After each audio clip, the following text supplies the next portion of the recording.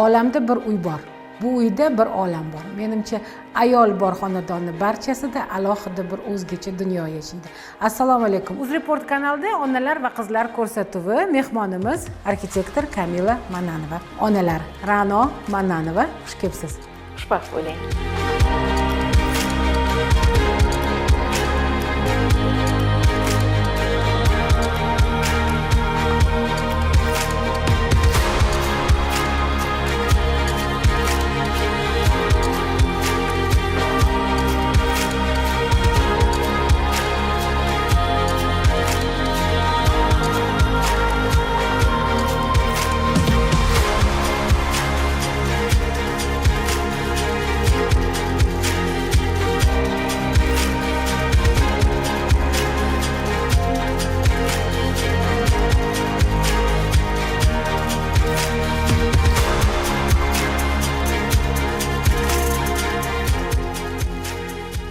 Yana ikkita qizimiz bor. Ikkinchi qizimiz ham diplomatiya universitetini bitirgan, ekonomist. Eng kichkina qizimiz lekin raqsni juda ham yaxshi ko'radi, shunaqa o'ynaydi. Lekin bularni qanaqa qilib katta bo'lgani umuman eslay olmayman rostini aytsam.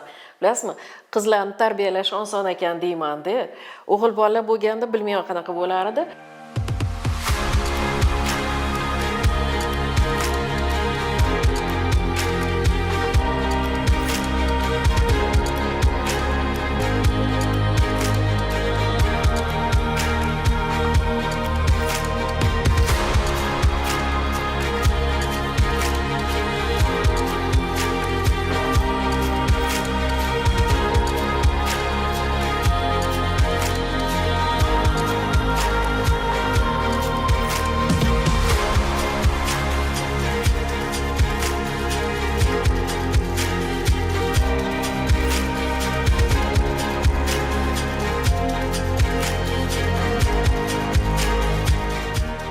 Oilangizda tarbiya topgan qizlar ham faqat bitta kasb o'zi bilan chegaralanib qolmasdan juda ham ko'p.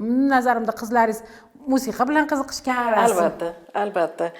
Kamilochka qizimiz ham muzikani ham o'rgangan, pianinoni o'ynashni o'rgangan, keyin rassomchilik to'garagiga qatnagan. Keyin katta sinflarda vizajist, parikmaker, bichish tikish hamma kurslardan o'tib kelganda ish qilib. Juda ham har tomonlama rivojlanishga harakat qilgan. Boshqa qizlarimiz ham shunaqa. Bunga siz o'zingiz yo'naltirganmisiz yo qizlaringiz o'zi bir xil oilalarda ko'p kuzataman. Ota-ona unchalik ahamiyat berishmaydi, qizlar o'zi borib topib keladi. Bilasizmi? Pianinoga albatta o'zim shu harakat qilganman, o'zim yaxshi ko'rganim uchun bularni ham o'qishga harakat qilganman. Lekin keyinchalik bichish tikishdi, rasm solishni, Kamilochkani o'zi kurslarini topib, o'zi qatnagan.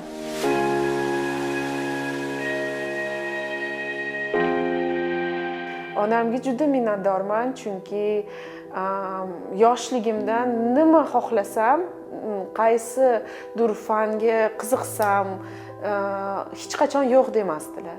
Mana men modeler konstruktor bo'laman deganimda hamma kurslarimni to'lab berishgan. Keyin parikmaker vizajist bo'laman.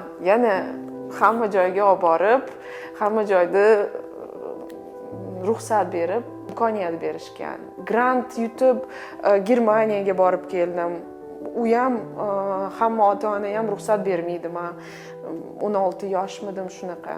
18 yoshda Angliyaga borib keldim. Yarim yil ketdim uydan. O'shani ham hamma ota-onam ham ruxsat bermaydi. Lekin ular bilishgan, men faqat grant bo'yicha yurardim.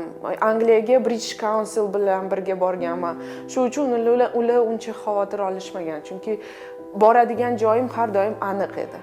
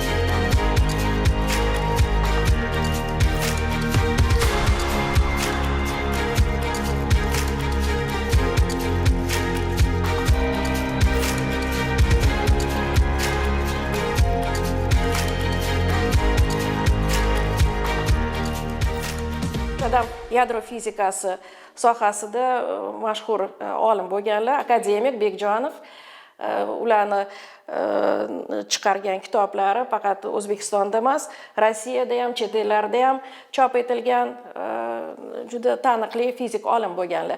Ularning bibliotekasidan ko'p kitoblarni o'zim ham yaxshi ko'rib o'qiganman. Fizikadan ixtisoslashgan maktabni bitirganman. Lekin keyin shu muzika maktabida, естественно, o'zim ham o'qiganman, albatta. Siz ham pianino chalgansiz? Chalganman kichkinaligimda. Menga ko'proq pianino bilan bog'liq voqealar qiziq. Albatta, Lunniy sonatani yaxshi ko'rardi o'zi boshidan Beethovenni. Keyin o'shani o'rganib oldida, o'shandan keyin tashlab yubordi. Kichkina bo'lsa ham shuni tanlagan edi, nimagadir o'ziga yoqqan edi. O'zi Beethovenni musiqasi juda ham ajoyibdi. Men ham yaxshi ko'raman juda ham. Bilmayman, men shu Beethoven Lunniy sonatani qayerdadir eshitganman. O'zimga juda yoqib qolgan, lekin bu juda qiyin asar bo'lgan.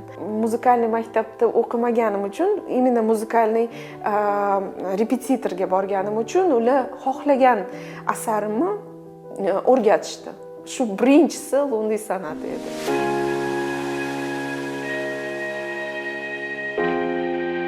O'zi boshidan har doim chizishga juda qiziqardim. Bolaligimdan juda chiroyli, o'zim bilmasdim chiroyli chizamanmi yo'qmi, lekin menga o'zimga juda yoqardi chizish.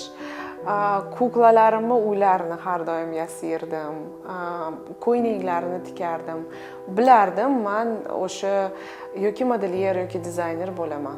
Kamilochka aytaylik 7-8 sinfda o'qiganida men bitta chet el firmasida ishlardim. O'shanda bizda jurnallar kelgan edi London haqida. London arxitekturasi, uylari, kvartiralari, nimagadir shunaqa jurnallar bor edi. O'shani olib kelib Kamilochkaga ko'rsatuvdim-da. O'shani ko'rib Kamilka aytdiki, "Men interyer dizayneri bo'laman" dedi. Shunaqangi o'zi ham shunga ishonib ketdi-da, o'shaning uchun rasm to'garagiga ham bordi. Oldin bichish tikishda ham, bilasizmi, qanaqadir Kamilochkamda shu ko'z chamasi, glazomeri yaxshi rivojlanganda, aytaylik, do'konga kirsak, darrov aytardi, "Sizga mana shu ko'ynak to'g'ri keladi. Buni olmang, mana bu sizga to'g'ri keladi." Darrov ilgichda turgan narsa bo'lmasa, men umuman unga qaramasdim ham. Kamilka darrov bilardi. Birinchilardan biri bu La Piola restoran. U 6 yil o'tib ketgan proyektim, lekin hali ham o'sha juda ko'nglimga issiq ko'rinadi. Chunki birinchilardan biri, chunki buyurtmachimiz ham o'sha yerda juda yaxshi odam edilar. Har doim meni fikrlarimni birga o'ylab, qo'llab-quvvatlab chiroyli restoran chiqqan deb o'ylayman. Hozir qurilayotgan bitta bino bor, Nurafshon shahrida, davlat qabulxonasi. O'sha bino ham juda chiroyli chiqyapti. Xudo xolasa, o'zimga ham juda yoqadi. Yana innovatsion loyiha deb o'ylayman. Yana juda ko'p shaxsiy uylarni qilganman. Marhamat opa degan buyurtmachi bor edilar. Bilmayman ko'radilarmi yo'qmi bu передачаlarni, lekin ularga ham juda minnatdorman, chunki ular ham любой meni fikrimni qo'llab-quvvatlardilar-da. Yo'q, men buni xohlamayman, buni qilmayman demasdilar. Nima men o'ylab topsam, nima menga chiroyli ko'rinsa, qilaver derdilar-da. Shu uchun ularning uylari juda chiroyli chiqqan deb o'ylayman. Men bir-ikkita ularning uylarini qilganman. O'zimga ham yoqqan, ularga ham juda yoqqan. Menga ko'proq jamoat binolar yoqadi. Restoranmi, magazinmi, chunki ularda har xil narsalar ishlatib ko'rsa bo'ladi. Har xil ranglar, har xil materiallar, har xil fakturalar ishlatsa bo'ladi. Uyda ko'pincha odamlar klassikaroq ishni xohlaydi, ko'p rang ishlatmaydi. Shunaqa narsa borki, chunki ular o'tda yashaydi, tushunaman. Bir xil paytlari qizil devor yoqmaydi. Lekin ofislar, jamoa binolar bo'lsa, restoranlar bo'lsa, xohlagan rangni ishlataman, xohlagan noyob devorni qilaman, noyob materialni ishlataman. Shunisi menga yoqadi.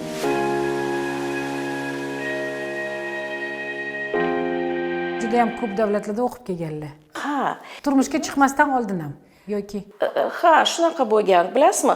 Hamma o'qishlari butun faqat grantga o'qigan. O'zi bakalavrni dizayn bo'yicha bitirganman.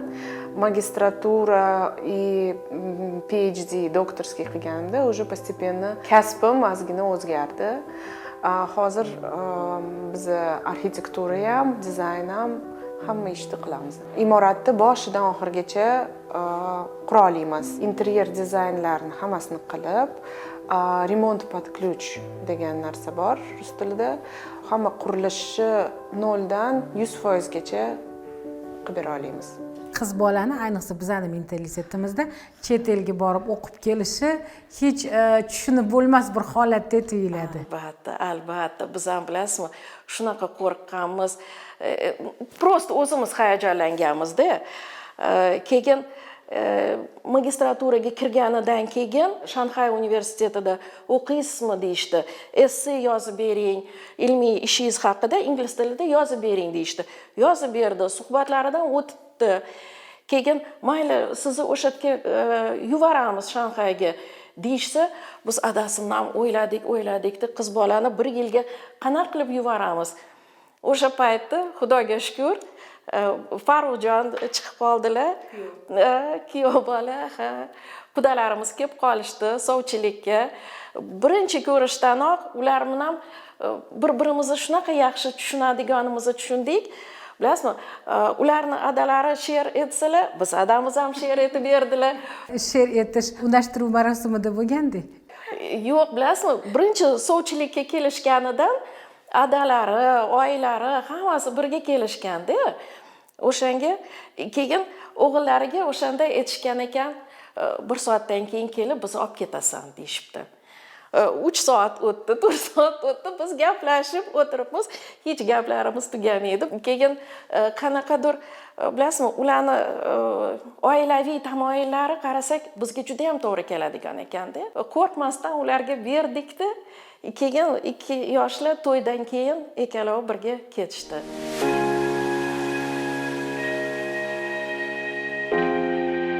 Bizning sohamizda eng muhimi bu buyurtmachi. O'zi biz interyer dizayn qilamizmi yoki bino quramizmi, buyurtmachi eksperimentlarga tayyor bo'lsa, unda bizning ishimiz ham juda qiziqarli bo'ladi. Buyurtmachi bizga ishonsa, o'shanda juda noyob, chiroyli bino, hammaga taalluqli bino qila olamiz.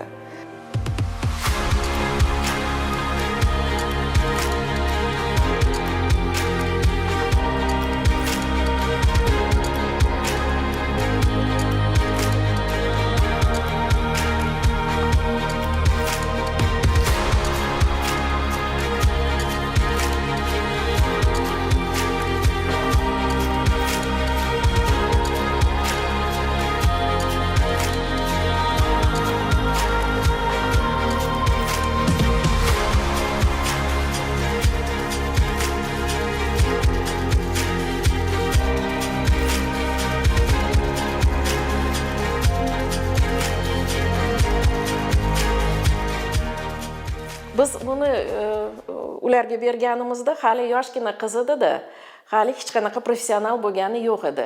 Ular o'zlari o'qitishdi, Italiyaga yuborishdi, doktorlik dissertatsiyasini o'sha yerda himoya qilib keldi qizimiz. Butun shuni bilasizmi, qancha mashaqqatlar o'tdi. Qudam shu ikkita bolasini olib qolganlar, o'zlari qaraganlar, juda katta jasorat ko'rsatganlar deb o'ylayman. Milan arxitektor sifatida qudalaringiz kashf etishgan ekanda, shakllantirishgan ekan. Shunaqa. Sizdan ko'ra O'ziga ham aytaman, qancha yaxshilik qilsang ularga arziydi. Ular seni muvaffaqiyatlaring tagida ularning mehnati turibdi deyman. Kamilaxon qizimiz yana bitta qobiliyati borki, hech yangi ishdan qo'rqmaydi-da. Aytaylik, dizaynerlik bo'lsa, bemalol proyektingizni chizib beradi yoki o'qituvchilik qilgin desa, ingliz tilidan bo'lsa, ingliz tilidan dars beradi. O'zini начертательный geometriyasini ingliz tilida dars bergin desa, o'shani ham qila oladi. Qanaqa ish bo'lmasin, hammasini uddalaydi. Rus tilida unikal ayol deb aytamiz. Yosh qizlarga juda bitta zo'r maslahatim bor. Vaqt bu imkoniyat, undan juda yaxshi, unumli foydalanish kerak. Qiz bola har doim yuqoriga intilish kerak. Kasb yoki hunar bo'lish kerak. Chunki bir narsaga erishsa, shu xo'jayinini ko'zida ham boshqacha ko'rinadi, bolalarini ko'zida ham boshqacha ko'rinadi. Menimcha bu tarbiyaga ham, bolalarning tarbiyasiga ham juda yaxshi ta'sir qiladi.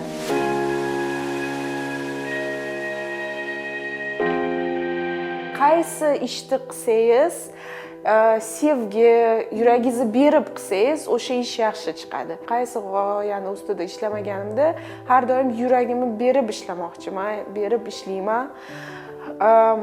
Mana hozir bir ikkita restoran qildim. Ularga yangi yilga bezatish kerak. O'shani ham men o'zim qilaman deb juda so'yinib ketdim menga telefon qilganlarida, chunki o'zi bu meni ishim emas yangi yilga bezatish. Lekin bu meni bolam dey, bu restoranlar bu meni bolam dey, har bitta g'oya. Shu uchun men o'zim bezataman deb juda xursand bo'ldim shu taklifga.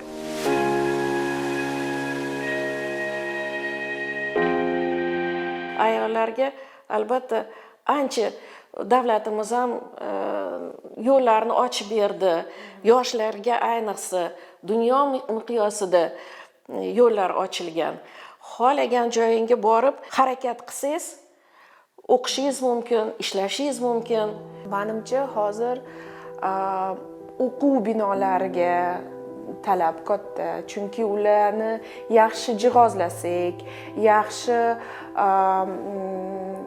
noyob interyer, chiroyli binoda bolalar o'qisa, ularning fikri ham boshqacha bo'ladi. Ingliz tilida bitta gap bor, think out of the box.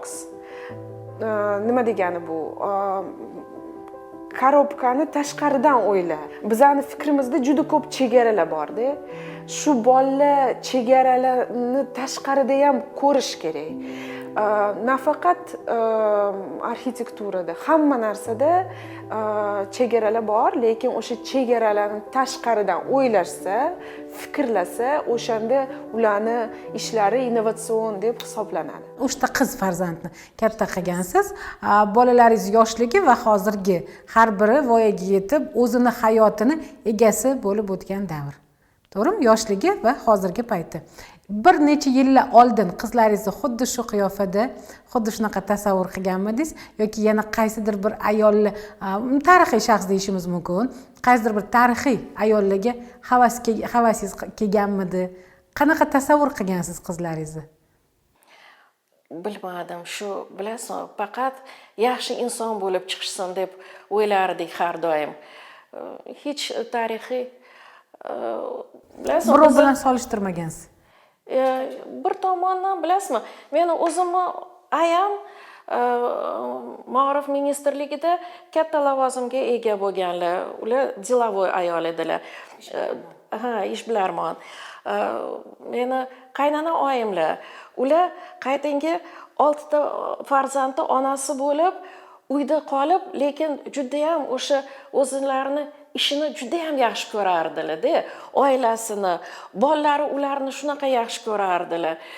O'shanga undan ham baxtli bo'lardilar-da. O'shaning uchun men o'ylaymanki, har kim o'zini xarakteriga moslab o'zini hayotini tanlaydi-da. Xotin kishi albatta har tomonlama rivojlangan bo'lsa, juda ham yaxshi. Juda baxtli insonman, chunki meni nafaqat ota-onam va qaynona-qaynatam, xo'jayinim hammasi qo'llab-quvvatlashgan. Nima fikr meni boshimga kelsa, xohlagan ishimni har doim qilardim. Men Italiyaga grant yutdim. O'sha yerda 4 yil mobaynida o'qiyman desam, ota-onam ham juda xursand bo'lishdi, qo'llab-quvvatlashdi.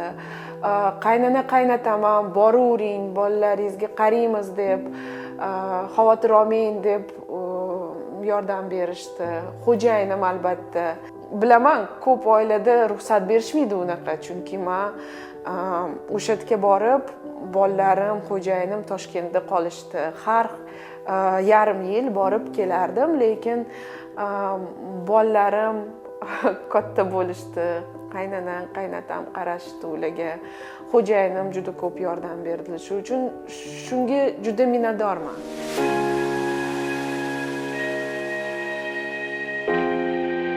UzReport kanalida onalar va qizlar ko'rsatuvi bo'ldi.